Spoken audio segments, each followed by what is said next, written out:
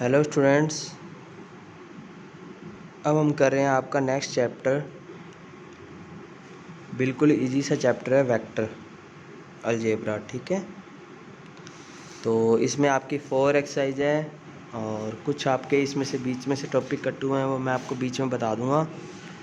तो वेक्टर और स्केलर, ये दो टॉपिक के बारे में आपका ये चैप्टर है।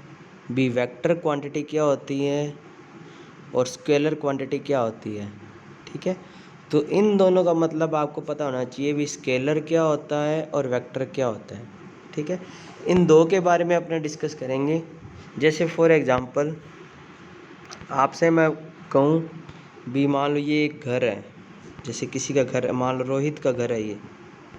ठीक है, आप यहाँ खड़े हो। ठीक है, तो ये आप खड़े हो। अब आपको बता दिया जाए भी रोहित का घर 2 किलोमीटर दूर है। कितने दूर है? 2 किलोमीटर। आपको सिर्फ इतनी डिस्टेंस दे दी भी, ये 2 किलोमीटर दूर है। ठीक है, डायरेक्शन नहीं बताई आपको। तो अगर आपको सिर्फ क्वांटिटी दे दी या स्केलिंग दे दी भी, आपको मतलब वैल्यू बता दी भी 2 किलोमीटर दूर है, तो उसको तो बोलते हैं स्केलर। क्या बोलते हैं? स्केलर। अब आपको बता दिया भी, आप रोहित का घर आपसे,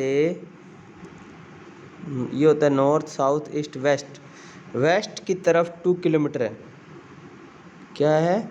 वेस्ट की तरफ 2 किलोमीटर है। यानी आपको डायरेक्शन भी बता दी और मैग्नीट्यूड भी बता दिया, यानी ये क्वांटिटी भी बता दी।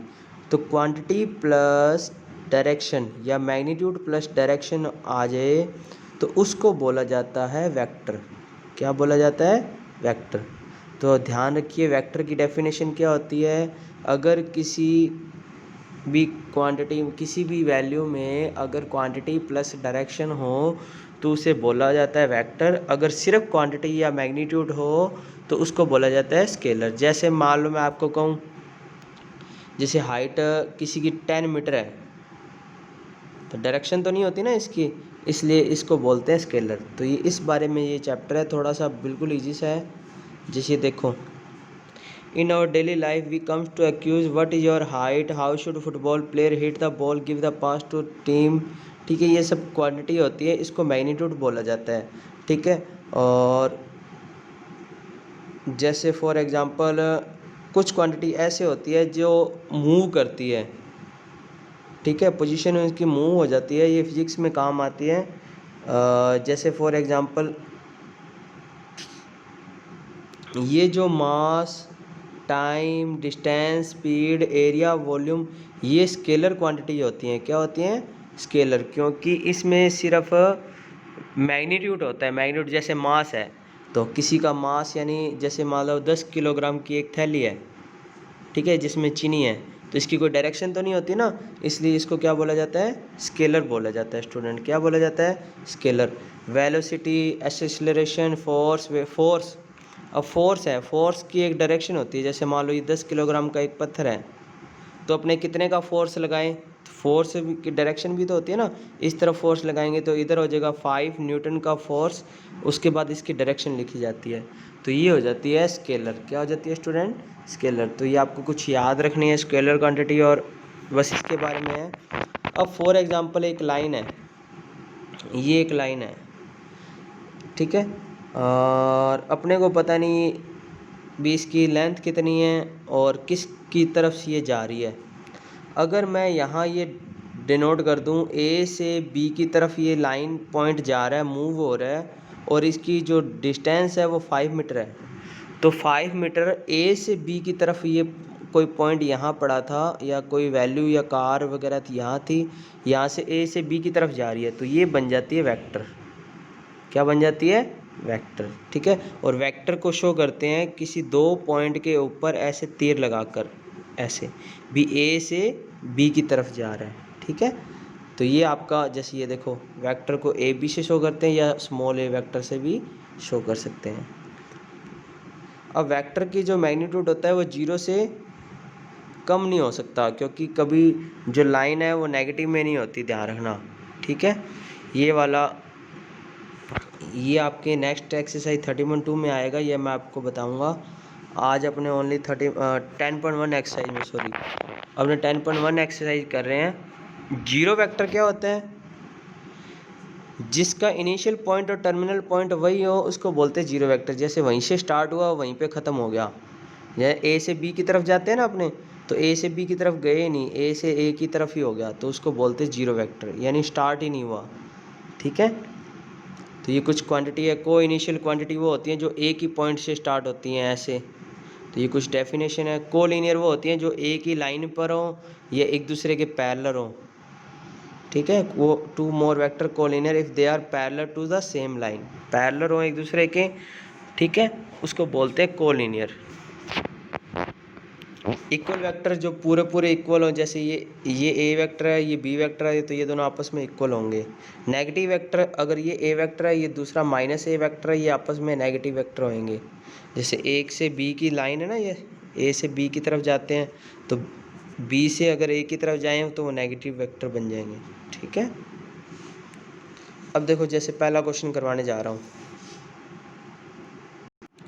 देखो ये आपके फर्स्ट क्वेश्चन है, रिप्रेजेंट ग्राफिकली, ग्राफ पे आपको शो करके दिखाना है डिस्प्लेसमेंट ऑफ 40 किलोमीटर। ये तो दे दिया मैग्नीट्यूड।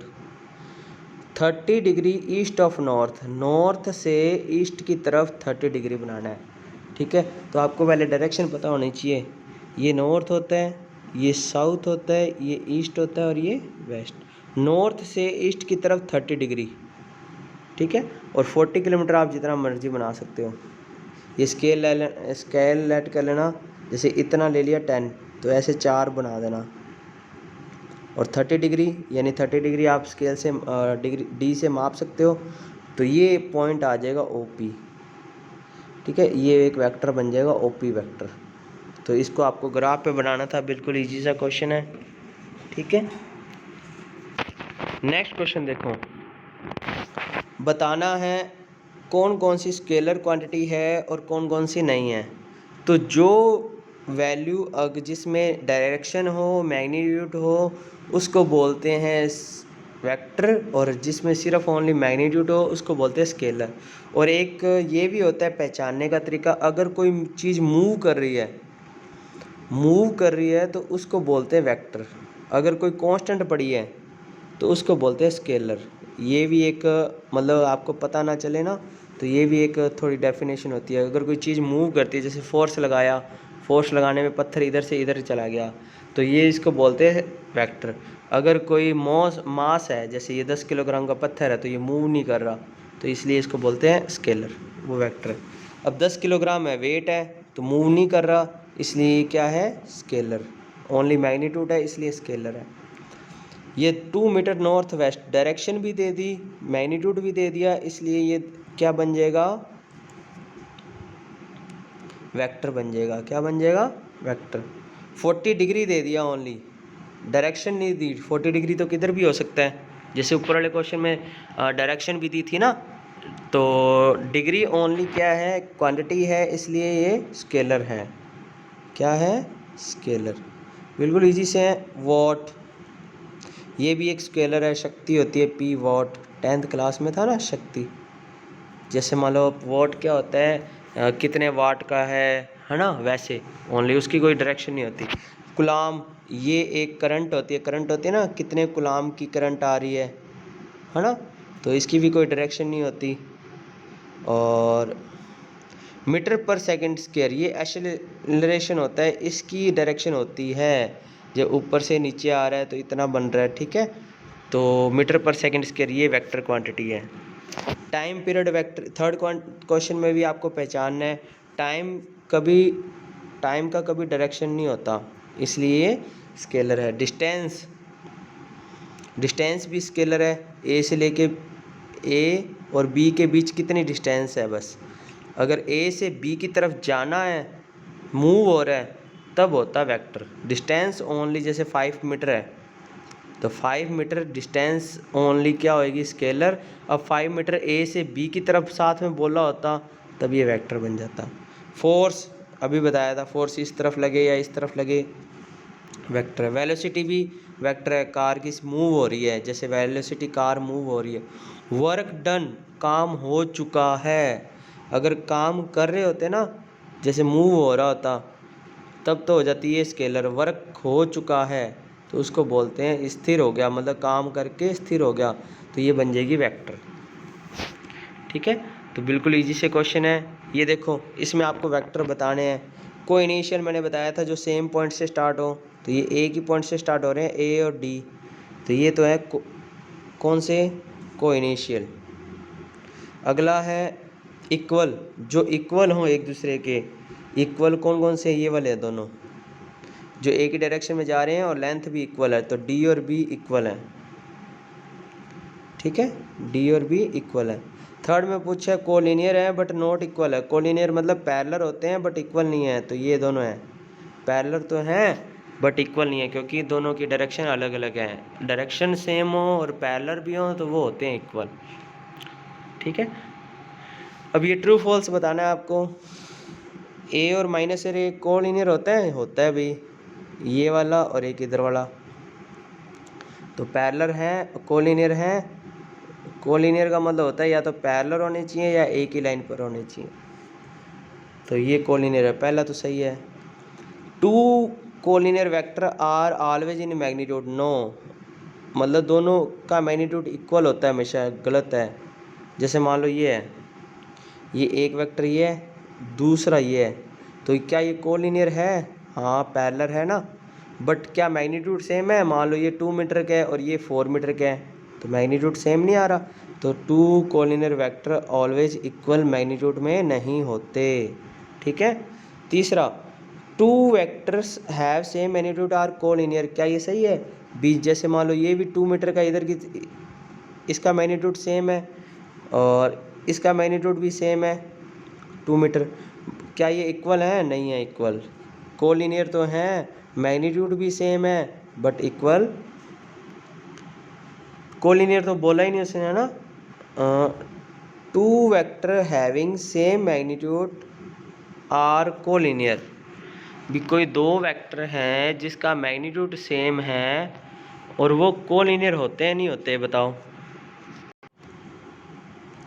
तो उसने ये बोला दो वेक्टर हैं जिसका मैग्नीट्यूड सेम है बट क्या वो कोलिनियर होंगे? नहीं। जैसे मान लो ये 2 मीटर है और ए से बी की तरफ जा रहा है, इसका मैग्नीट्यूड भी सेम है, और ये 2 मीटर है, ये पी से क्यू की तरफ जा रहा है, तो क्या ये कोलिनियर होंगे? नहीं होंगे। क्यों? क्योंकि इसका मैग्नीट्यूड तो सेम है बट पैरेलल नहीं है एक दूसरे के, तो ये भी गलत है। Two collinear vector having the same magnitude are equal, कोई दो कोलिनियर वेक्टर हैं उनका मैग्नीट्यूड भी सेम है, क्या वो इक्वल होंगे? इक्वल तो नहीं होंगे। इक्वल होने के लिए जैसे मान लो ये 2 मीटर है ए से बी की तरफ और ये बी से ए की तरफ है, ये इनका मैग्नीट्यूड भी सेम है बट और कोलिनियर भी हैं और ये इक्वल नहीं है। इक्वल होने के लिए दोनों एक ही डायरेक्शन में होने चाहिए, तो ये तीनों पॉइंट गलत हैं, सिर्फ ओनली एक पॉइंट सही है। ठीक है स्टूडेंट, तो ये आपकी एक्सरसाइज कंप्लीट होती है, बाकी करेंगे नेक्स्ट वीडियो में। आज के लिए इतना ही, थैंक यू।